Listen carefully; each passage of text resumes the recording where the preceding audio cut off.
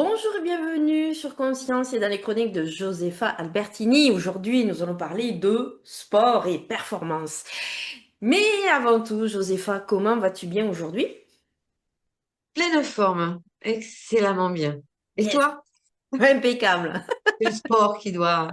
Oui, c'est ça me rappelle des souvenirs.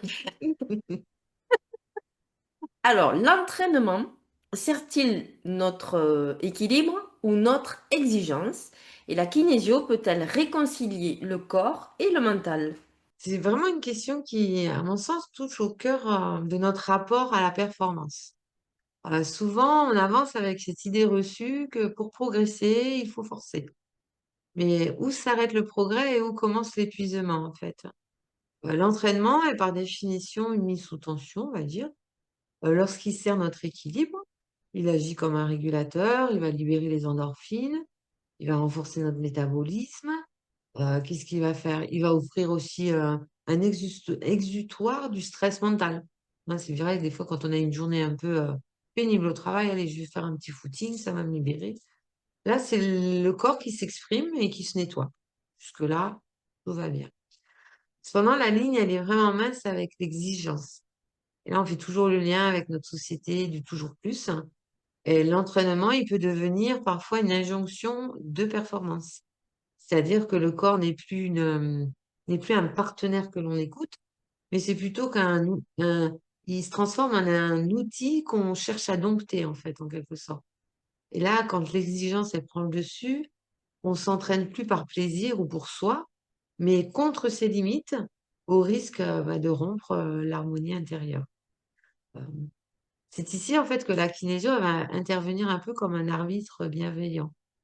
Son postulat est simple, hein, je le rappelle, mais le corps ne ment jamais. Là où le mental peut nier, la fatigue par la volonté, je vais y arriver, je vais voilà, encore un entraînement et cetera, bah, le muscle, lui, il va raconter peut-être une autre histoire. Donc ça me permet en séance de réconcilier en fait, 2 pôles ces 2 pôles de plusieurs, façons. Le test musculaire, hein, toujours identifier le stress qui est logé, la mémoire du corps. En fait, un entraînement, pardon, qui stagne, ça peut parfois être le signe d'un blocage émotionnel plutôt qu'un blocage physique, tout simplement, hein. En travaillant sur les méridiens, la circulation énergétique, je vais m'assurer que l'effort fourni, en fait, ne vide pas nos «réserves» entre guillemets «naturelles». Alors l'objectif, bien entendu, c'est pas de supprimer l'effort, mais de le rendre fluide. En libérant les tensions parasites, on passe d'une discipline, on va dire subie, à une puissance qui est maîtrisée, voilà, tout est fluide. En résumé, l'entraînement idéal n'est pas un choix entre équilibre et exigence, mais c'est plutôt une exigence de l'équilibre. En fait, la kinésio, elle aide à replacer le curseur au bon endroit. Elle transforme le «je dois» en «je peux», en s'assurant que le mental, en fait, n'avance pas plus vite que ce que le corps est capable de d'intégrer, tout simplement. La discipline devient-elle pression et la kinésio aide-t-elle à réguler le stress de performance? En fait, la frontière entre, la discipline et la pression, elle est souvent invisible à l'œil nu, hein. Heu, mais elle est parfaitement, par contre, lisible pour le système nerveux.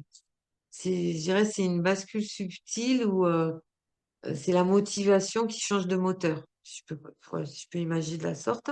La discipline, à la base, c'est une alliée. C'est une structure que l'on choisit pour atteindre un objectif.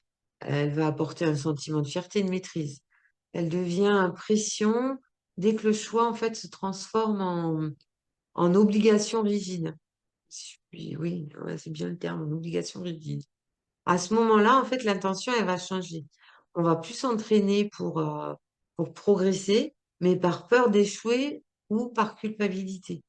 Donc là, le corps, il va passer alors d'un état de croissance à plutôt un état à nouveau de survie. Les signaux, ils vont être clairs, avoir un sommeil perturbé, irritabilité, sensation de poids sur les épaules, avant même d'avoir commencé l'effort, en fait. Hem, le stress de performance, il est souvent lié à une déconnexion. C'est-à-dire que le mental, il fixe les objectifs, que le corps perçoit plutôt comme des menaces. Donc la kinésiologie, elle va alors agir comme un régulateur ou un médiateur pour établir, la communication entre le corps et le mental. Parce qu'en fait, face à une pression excessive, le cerveau, qu'est-ce qu'il fait? Il active l'amygdale, hein, c'est le centre de la peur. Et donc, à l'aide de techniques d'équilibration, bah, j'aide à calmer cette réponse, qui est une réponse réflexe, pour redonner les commandes au cortex préfrontal, qui est le siège de la lucidité. Le corps, en plus, il stocke les échecs passés. Donc, les échecs passés, ça peut être des blessures, ça peut être des jugements reçus ou entendus sur, je sais pas, un meeting ou que sais-je, une séance de sport ou donc et un blocage en plein effort, c'est souvent ça peut être la réactivation d'un stress ancien. Le test musculaire va me permettre de cibler, ce moment, ce nœud et de libérer pour que l'effort, bah, redevienne neutre et après en parallèle, il y a toujours, hein, ce fameux rééquilibrage des hémisphères cérébraux. Ça permet de sortir la vision tunnel de la performance pour retrouver une vision, on va dire, plus globale. On va pas chercher à forcer le passage, on va plutôt se retrouver dans le flow, c'est-à-dire cet état de grâce et d'équilibre absolu. En fait, ce que je cherche pas à supprimer l'ambition, hein, en sciences de kinésiologie, mais plutôt, s'assurer que le système nerveux, il est d'accord avec les objectifs que la personne s'est fixés. Parce qu'on transforme ainsi la pression, anesthésiante ou paralysante en une tension plutôt créative et saine. Alors justement, si on parle d'une blessure ou une fatigue, est-ce un obstacle à dépasser ou un signal du corps? Et comment la kinésio soutient-elle l'écoute corporelle? Bah, je dirais que ta question, c'est le dilemme de tout pratiquant ou sportif engagé. Est-ce qu'il faut écouter ces petites voix qui d'un coup nous disent stop ou celles qui crient allez encore toujours plus, allez on y va. Dans une culture à nouveau qui valorise le dépassement de soi, la blessure en fait elle est souvent perçue comme une trahison du corps ou un obstacle à franchir de force. J'ai mal mais j'y vais quand même. Ou j'ai mal, j'ai pas mal, quoi. Bref, pourtant, c'est rarement un accident de parcours, hein, la blessure. Heu, un accident de parcours isolé, tout du moins, ça c'est vraiment le point d'exclamation d'un dialogue, comme j'expliquais, qui est rompu. Alors, comment on peut changer de perspective et laisser la kinésiologie rétablir le contact? Pardon. Considérer la fatigue ou la douleur comme un simple obstacle, c'est vraiment une stratégie qui est très, très risquée. Parce que si la discipline, elle nous pousse à ignorer des signaux, faibles, il y a des tensions chroniques, un sommeil dégradé, la lassitude, hein, aussi tout simplement, hein, et ben, le corps, il finit par utiliser le seul langage qu'il connaît et que nous ne pouvons plus ignorer, c'est-à-dire l'incapacité physique. Alors la blessure, c'est pas un ennemi à vaincre, mais c'est vraiment un signal d'alarme. Elle indique que le système nerveux, il a atteint ses limites, ou le système même, le corps entier a atteint ses limites, de compensation. En kinésio, on considère que le corps, il possède une intelligence, hein, innée qui cherche toujours à nouveau, l'homéostasie, hein, c'est l'équilibre et quand il lâche, c'est souvent pour protéger un ensemble plus vaste ou pour nous forcer à faire une pause nécessaire suite à l'intégration d'un stress qui est devenu en fait trop lourd et l'entraînement intensif peut être un stress. C'est ça qui peut paraître paradoxal peut-être, parce que souvent les gens disent: «Oui, mais quand tu fais du sport, tu t'épanouis, ça te nourrit, ça» mais ça peut être stressant pour le corps, parce que, tout dépend de l'intensité qu'on y met, de la voilà, plein de choses qui viennent se greffer, qui font que, ben, au lieu de devenir quelque chose de salutaire, ça devient quelque chose ben, de contraire qui agit de façon négative sur le corps et l'alchimie et l'équilibre. Donc en fait, la kinésiologie, elle va changer la perception du corps. D'un outil de performance simple, en fait, il faut que les personnes, elles prennent conscience que c'est un tonnerre de confiance et en fait, la fatigue émotionnelle ou biochimique, hem, elle peut être, plus présente que la fatigue, physique en tant que telle. Hem et et et la kinésiologie, elle va permettre d'aider à identifier, en fait, la source réelle de l'épuisement. Est-ce que c'est un manque de nutriments? Est-ce que c'est un stress lié à un objectif mal aligné ou est-ce que c'est une surcharge d'entraînement? Avant la blessure, le corps, il va pas tricher, hein. Heu, donc s'il parvient plus à avancer, qu'est-ce qu'il va faire? Il va solliciter d'autres muscles, par exemple. Donc ça va entraîner un déséquilibre qui peut être subtil. On peut les corriger, bien entendu, en kinésiologie, mais pour éviter ainsi, la fatigue, heu, que la fatigue de l'un, ça devienne une blessure de l'autre ou la rupture de l'autre. Parce que quand le corps, il compense, arriver un moment, si le rééquilibrage n'est pas mis en place, il casse ou il lâche. Donc, l'idée, c'est en observant comment les muscles y réagissent en séance, le consultant ou la consultante, elle apprend aussi à reconnaître les sensations réelles et en quelque sorte, elle ne subit plus la fatigue ou la douleur ou elle les interprète parce qu'elle sait précisément: «Ah moi je pensais que c'était là» et en testant, on s'aperçoit que c'est plutôt, une compensation de l'épaule ou bon, je sais pas moi, je pourrais donner plein d'exemples, mais parfois c'est effectivement pas la douleur, la première douleur qu'on constate qui est la source initiale. C'est ça que je veux dire. Donc l'idée clé en fait pour une séance ou même, une séance de kinésiologie ou même dans sa vie de tous les jours quand on est vraiment très appétent au sport, c'est d'écouter son corps. Alors, écouter son corps, ce n'est pas effectivement renoncer à l'effort, hein, mais c'est plutôt optimiser sa récupération. Et la kinésiologie, l'accompagnement kinésiologique pour les sportifs, ça peut permettre de passer de no pain, no gain au know your pain, grow your gain. Mmh. Alors justement, je vais sortir ma scie. Oui, j'adore. Et si la vraie victoire n'était pas la performance, mais l'autorégulation, la kinésio peut-elle renforcer notre capacité à récupérer?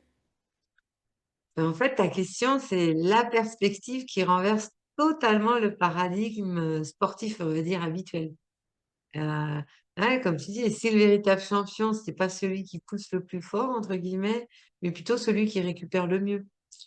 Heu, dans un monde, on va dire, obsédé par, le faire, l'autorégulation, elle devient, je trouve, l'ultime compétence athlétique et humaine. En fait, elle est la capacité du système nerveux à revenir au calme après la tempête. La performance, on va pas se mentir, ça consomme de l'énergie, mais c'est l'autorégulation qui la stocke. On peut comparer, par exemple, le corps à une batterie. La victoire, elle va pas dépendre seulement de la puissance de la décharge, mais bien de la vitesse et de la qualité de la recharge. En fait, lorsque on reste bloqué en mode surpression, le corps, il est plus en capacité de réparer les tissus, il va plus assimiler les nutriments comme il doit le faire et il va plus être en capacité de consolider les nouveaux apprentissages moteurs, c'est-à-dire les mouvements répétitifs dans certaines disciplines sportives, par exemple. Donc la vraie victoire, à mon sens, hein, c'est donc de posséder un système nerveux qui soit flexible et qu'en fait, qui est capable de basculer instantanément de l'effort intense, c'est-à-dire le système sympathique, au repos profond, système parasympathique. Alors, comment la kinésio, elle peut aider dans cette approche? Eh bien, en fait, tout simplement, en kinésio, on va pas se contenter d'apaiser. On va vraiment optimiser les mécanismes de nettoyage et de reconstruction du corps. On va soutenir, en fait, on va venir soutenir l'autorégulation sur 3 piliers. Il y a le premier, c'est le drainage des toxines et du stress résiduel.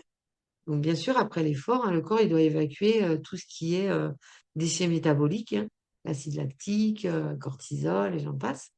Et en fait, quand on va venir en séance travailler sur des points de neuro-lymphatiques, on va stimuler, en fait, l'élimination naturelle. Et qu'est-ce que ça impacte ça? Ça va venir réduire, en fait, les courbatures et la fatigue qui peut être, lourde après plusieurs enchaînements d'entraînement intensif. Ensuite, tu as le réalignement post-effort.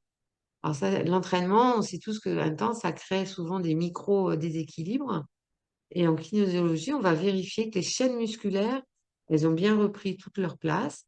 Ça évite au corps, heu, de ne pas être en capacité de récupérer ou de récupérer, ça lui évite de récupérer dans une mauvaise posture. Ce qui pourrait créer après des tensions, dès la reprise de la prochaine session, sportive. 3e, «pilier» entre guillemets ou approche, ça va être la sécurisation du système nerveux.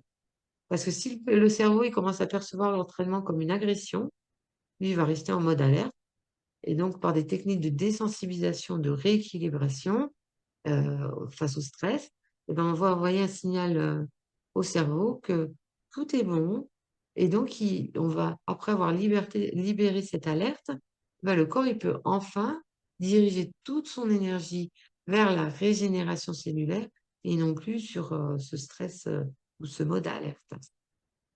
En fait, il faut changer il faut changer de regard, passer de la performance à l'autorégulation.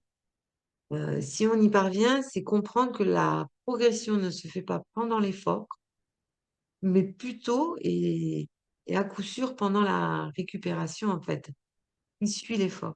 Et la kinésiologie, elle va s'assurer que cette fenêtre de progression, elle reste en fait grande ouverte.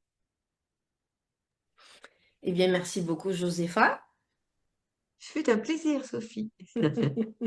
Merci à vous de nous avoir suivis. On se retrouve la semaine prochaine sur Conscience et nous parlerons cette fois-ci des difficultés d'apprentissage. Merci, à bientôt.